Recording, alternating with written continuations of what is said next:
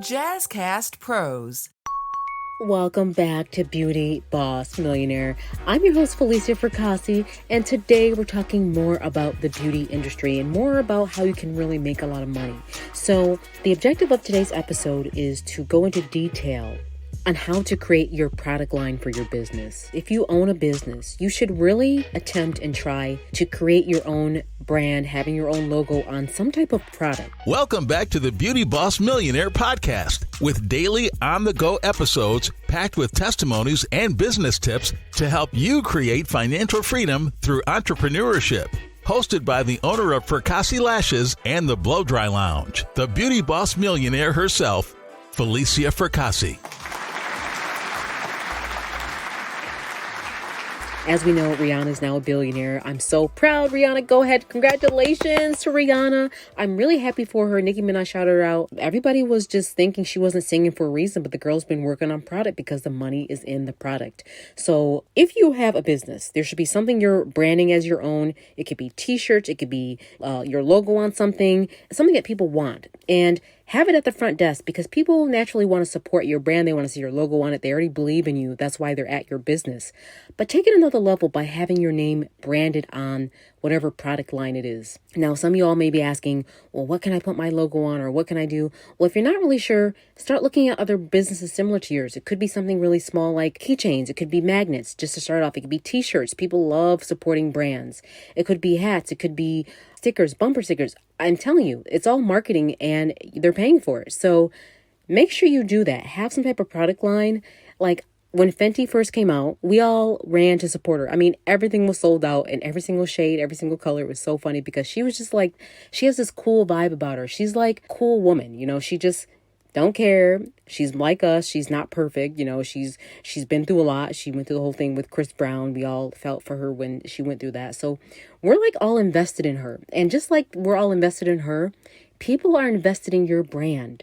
So you have to have some type of product. I don't care if you're a hairdresser. Have your own special type of brush. Have your own special type of hairline, hair gel, edge control gel, hair dryers. Like there's so many things that you can do, but you just have to expand your thinking. If you're a business that helps people with this type of service, you can have your own pens. You can have your own paper. You can have, I can go on and on. You can have your own everything and people will gladly rock your brand and support you and represent it. And also, it's important that you push that, you know, hey, would you like to purchase this today? Even you can create packages. That's another thing I want to mention. If you are one of those people where you're like, well, I don't really know how to do this, you can just create a package around the additional products. Say, hey, if you get this package, you're going to get all this stuff for free, which people say, oh, look, the t-shirt, I get this, I get the brush, I get, the cream, I get this. I love it. I want it. And people want that. Get used to creating packages because a lot of these bigger brands, they really sell packages and products that make people want to come to them again and again and again. So just remember, you have to be creative with this side of business because it's not easy just flying it off the cuff. These little add-ons and these little additional product items is what helps cover the rent. It's what covers your expenses. It's what covers your monthly bills that you're having accumulating every single day. All right, so now I want to talk about your product line being not only tangible in the store or whatever store you have, but you also want to make sure that you create your online presence because as you know, with this whole, ever since COVID-19 came, people now are actually really seeing what it's like to be able to buy online and for it to be at your door because now we're less inclined to want to go somewhere or touch someone or touch something. So the people that didn't have an online presence really suffered throughout this whole pandemic because they didn't have a place where people could order unless you're on one of the big boy names like Amazon or, Walmart.com or all these other services. Or if you didn't have an online site presence, you suffered because people couldn't get a hold of you. I mean, unless you're selling stuff on your Instagram, I get it, but there needs to be a dedicated website. You need to have a Shopify account. You need to have a Etsy account. I can go on and on. You need to have a website presence where people can buy directly from you, right from your business to their door. There's no middleman. People love seeing things like this. So it's important that if you have a business, that you have an online presence, that people can do stuff while you're sleeping. I mean, there's times where I wake up 4 o'clock in the morning to go to the bathroom with my bonnet on. Actually, no, I don't wear a bonnet, but I wear scarves. And next thing you know, I look and there's sales that are coming in 2 o'clock in the morning, 2:30. The sales are coming in.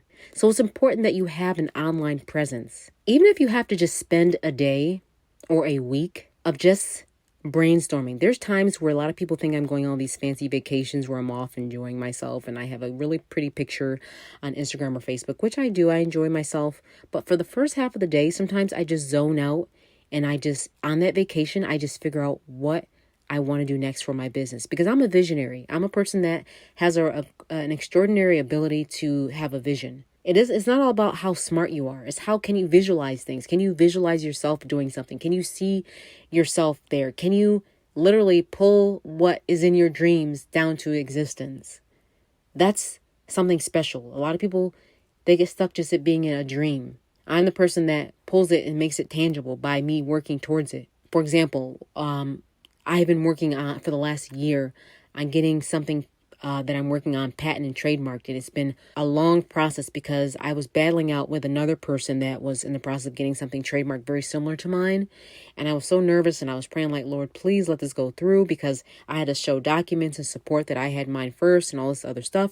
And I just got a letter the other day from my attorneys saying that I actually won the whole thing, and I am now the sole person that owns this trademark.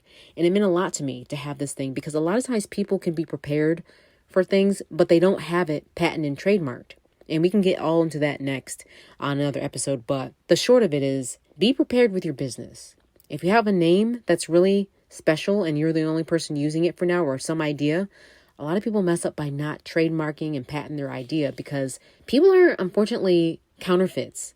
They'll come in, analyze your business, and then try to do it and put their name on it. People that will work right beside you, they'll see your success, they'll see what you're doing, and they'll become jelly. They'll literally become so jealous of your success and your happiness and what you're creating. And they're thinking, here I am getting nothing. I'm working beside them. I'm not winning. My life is not going the way it is. I hate my life. And so next thing you know, they try to become your competition. So you need to be really careful with the people you choose to have around you.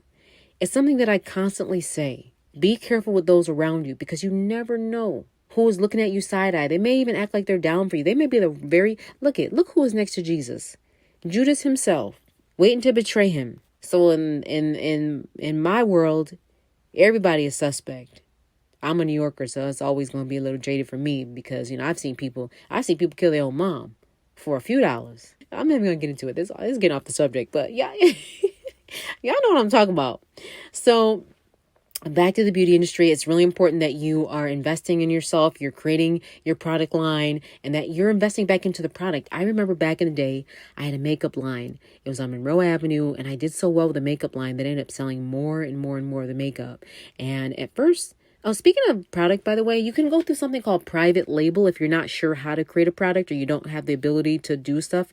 Because a lot of these big brands that you see, they're using a vendor in China somewhere, or in Indonesia, or wherever, all these different places in Japan. And you are thinking that their brand is so special, but they're just using a certain vendor. They're using the same vendor as MAC, as all these other ones. Like, I know Mac is sitting there crying because Rihanna had that lipstick called Ruby Woo. I know y'all know what I'm talking about, because we all bought it and was sold out. It was like a really pretty red that was just beautiful enough where it wasn't over the top red. It wasn't orangey. It had more like this beautiful, bright red color that looked so nice on your lips. It was called Ruby Woo. That was her first taste of the product line. And she said, you know what? Instead of me just having this one lipstick with MAC, I'm going to bust out a whole 40 shades plus 50 shades of gray makeup line. I loved what she did. And now you're starting to see the rewards and the reaping of her days of sacrificing, her not in the studio. She's like, look, I can do this my own self. I don't have to rely just on the music. That's when you know you're multi-talented. And that's why it's also important to diversify your portfolio, because even with me, I might definitely not a billionaire yet, but I love what she did. She has a great amount of influence. And what she did is she took it and she flipped it. And she was able to diversify it. Not only is she in music, now she's gone in the beauty line. Then she went to fashion with this lingerie. So you have to be versatile. You just can't stop. You got to keep going. And you have to constantly reinvent your brand, reinvent your business, and always keep that product line going, because it all adds up. $1 at a time, $10 here and there, $20 here and there. It all adds up. I hope all of this has helped. And thanks for tuning in to Beauty Boss Millionaire. Don't forget to rate, subscribe, like, and always you can follow me on Beauty Boss Millionaire on Instagram. Have a good day. That's it for today. Tune in tomorrow for the Beauty Boss Millionaire podcast. And don't forget to follow the Beauty Boss Millionaire, Falicia Fracassi, on Instagram, Facebook, and TikTok at Beauty Boss Millionaire.